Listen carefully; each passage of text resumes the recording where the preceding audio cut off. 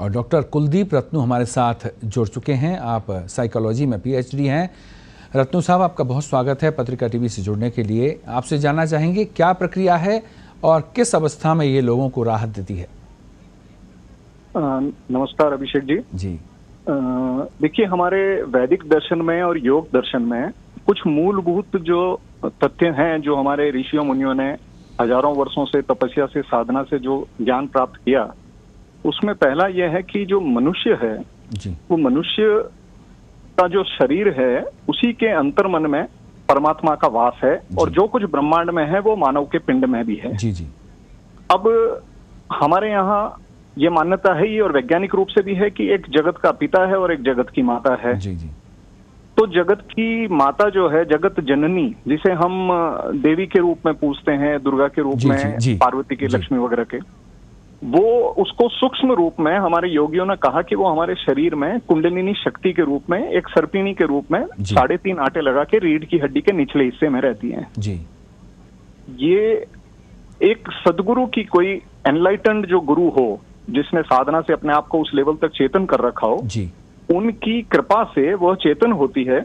पर हमारा जो सर है उसका जो सबसे ऊपरी हिस्सा है, जिसे हमारे यहाँ योगियों ने कहा कि वहाँ सहस्र पंखुड़ियों, 1000 पंखुड़ियों का एक कमल है जिसे सहस्रार कहा जाता है, चक्र का, वहां पर उसे उन्होंने आकाश कहा है और वहां परमात्मा का वास कहा है, परमपिता का। जी तो ये जो सदगुरु की, हमारे जो गुरुदेव सियाग हैं, सदगुरुदेव सियाग, तो गुरुदेव ने जो साधना से और उनके गुरुदेव बाबा गंगाईनाथ जी योगी के आशीर्वाद से जो शक्ति मिली, वो शक्ति पहले ये होता था कि हमारे यहाँ ये शक्ति एक कोई सदगुरु अपने किसी योग्यतम एक शिष्य को दे पाता था जी। लेकिन वो होते होते एक समय था कि भाई हमारी संस्कृति के और हमारे दर्शन के उत्थान का समय आया, तो फिर हजारों ऋषियों की जो परंपरा है, वो परंपरा में और जो कमाई है तपस्या की, वो सदगुरुदेव सियाग को आदेश हुआ कि अब आप इसको सबको मुफ्त में बांटिए। तो गुरुदेव ने वो परमात्मा का जो नाम है, जिससे हमारे यहाँ माना जाता है, वैज्ञानिक रूप से भी माना जाता है कि भाई एक बिग बैंग से यूनिवर्स क्रिएट हुआ, तो हमारे यहाँ उस शब्द को पकड़ा गया, हमारे ऋषियों ने साधना करके उस शब्द को, और उस शब्द को नाम दिया उन्होंने ओम। तो वो परमात्मा का जो नाम है, उसकी साधना करते हुए गुरुदेव ने एक मंत्र को चेतन किया।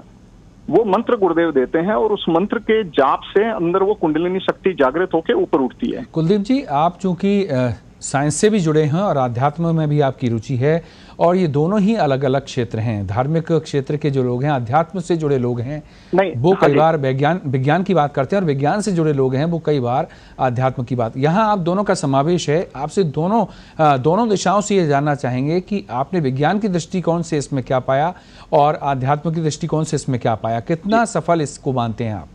देखिए, सबसे पहला तो ये एक कहीं न कहीं मिसकम्युनिकेशन और मिसकंसेप्शन क्रिएट हुआ कि विज्ञान अलग है और अध्यात्म अलग है। देखिए, हमारा जो पुरातन काल आप पूरा देखेंगे तो हमारे यहाँ चाहे आयुर्वेद की रिसर्च हुई हो या एस्ट्रोनॉमी पे रिसर्च हुई है, वो सारी ऋषियों मुनियों ने की है।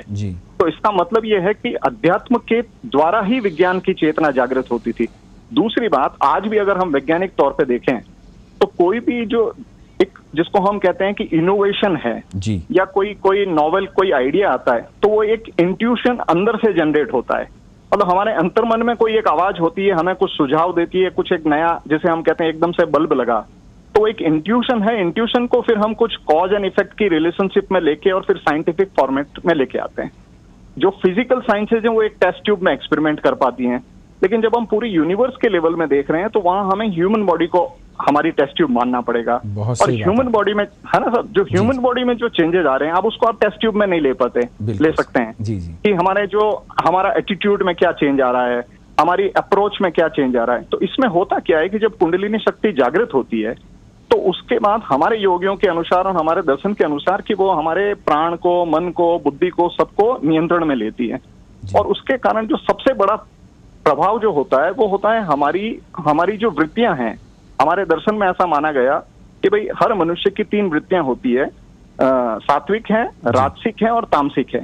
तो सबसे पहले सात्विक वृत्ति ताकतवर होती है और वो राजसिक और तामसिक वृत्तियों को दबाती है। अब जिस तरह की वृत्ति होती है उसी तरह से मनुष्य का खान पान होता है। अब बेसिकली होता क्या है, जैसे हमारे यहाँ नशे का बड़ी एक समस्या है दुनिया भर में कि नशा करते हैं और नशे से बहुत ज्यादा प्रॉब्लम आती है। और इसी से जुड़ा हुआ दूसरी समस्या है कि लोगों को तनाव ज्यादा होता है तो तनाव दूर करने के लिए वो नशा करते हैं कि भाई नींद नहीं आ रही है तो कुछ ड्रग्स लेना है या शराब पीनी है या सिगरेट पीना है जी। तो वो तनाव और वो नशे का जो है असर पड़ रहा है वो बेसिकली इसलिए पड़ता है कि हमारे बॉडी के सेल्स की वो रिक्वायरमेंट बन जाता है।